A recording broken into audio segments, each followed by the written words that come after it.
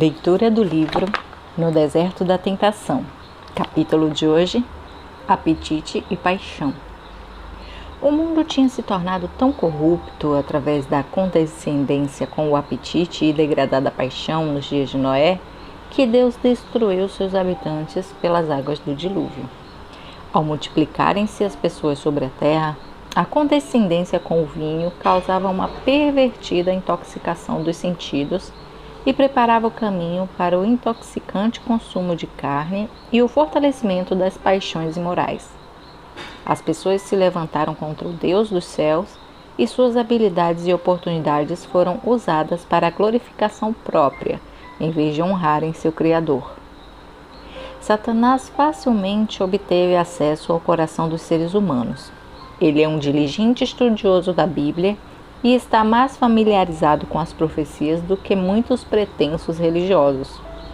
Sabe que para ele é interessante manter-se bem informado sobre os propósitos revelados de Deus para que possa desfazer os planos do infinito. Assim, infiéis frequentemente estudam com mais dedicação as Escrituras do que alguns que afirmam ser guiados por elas. Alguns céticos analisam as Escrituras para familiarizar-se com a verdade bíblica e ter argumentos para fazer parecer que a Bíblia se contradiz.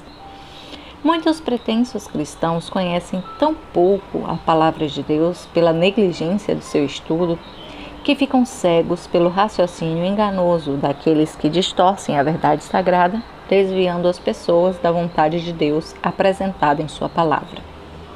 Satanás viu nas ofertas típicas um redentor esperado, que livraria o pecador do seu controle. Lançou seus planos profundos para dominar o coração dos seres humanos de geração em geração e para cegar seu entendimento quanto às profecias, a fim de que, quando Jesus viesse, o povo o rejeitasse como seu Salvador. Deus designou Moisés para libertar seu povo da escravidão da terra do Egito, para que eles pudessem consagrar-se a fim de servi-lo com um coração íntegro e ser um tesouro particular.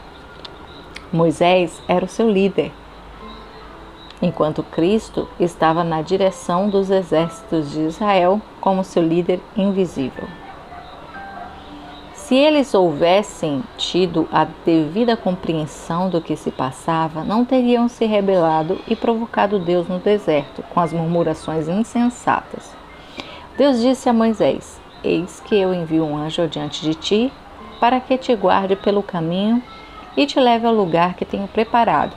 Guarda-te diante dele e ouve a sua voz, e não te rebeles contra ele, porque não perdoará a vossa transgressão, pois nele está o meu nome. Êxodo 23, versículo 20 e 21. Quando Cristo, como líder, o anjo guardião, consentiu em comandar os exércitos de Israel através do deserto até Canaã, Satanás foi provocado, pois sentiu que seu poder não seria capaz de controlá-los tão bem. No entanto, ao ver que os exércitos de Israel eram facilmente influenciados e incitados à rebelião por suas insinuações, tinha a esperança de levá-los à murmuração e ao pecado, o que traria sobre eles a ira de Deus. Ao verificar que o seu poder era admitido pelos seres humanos, tornou-se audacioso nas suas tentações, incitando-os ao crime e à violência. Por meio dos enganos de Satanás, cada geração ia se tornando mais fraca em poder físico, mental e moral. Isso lhe dava coragem para pensar na possibilidade de ter êxito em uma guerra contra Cristo em pessoa, quando ele se manifestasse. São poucos em cada geração desde Adão os que têm resistido aos seus artifícios e permanecido como nobres representantes daquilo que o ser humano em seu poder é capaz de fazer e ser, enquanto Cristo coopera com os esforços humanos para ajudar a humanidade a sujeitar o poder de Satanás. Enoque e Elias são representantes do que a vida pode ser por meio da fé em nosso Senhor Jesus Cristo. Satanás ficou grandemente perturbado porque esses homens nobres e santos eram puros no meio da corrupção que os cercava, formando caráter perfeitamente justo e sendo considerados dignos da transladação para o céu. Ao permanecerem firmes em poder moral, na justiça enobrecedora, vencendo as tentações de Satanás, ele não podia colocá-los sob o domínio da morte.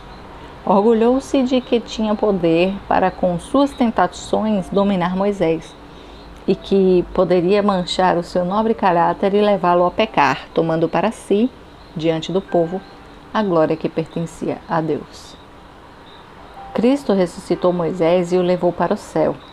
Isso irritou Satanás, levando-o a acusar o Filho de Deus de invadir seu domínio, roubando da sepultura sua legítima presa.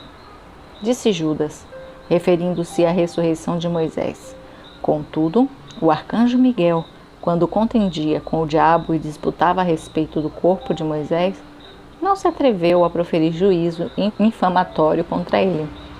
Pelo contrário, disse: o Senhor te repreenda. Judas capítulo 9.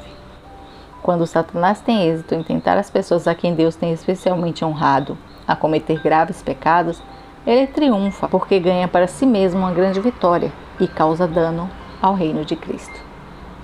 Obrigada por escutar até aqui. Amanhã leremos o 8º capítulo, Ameaça ao Reino de Satanás.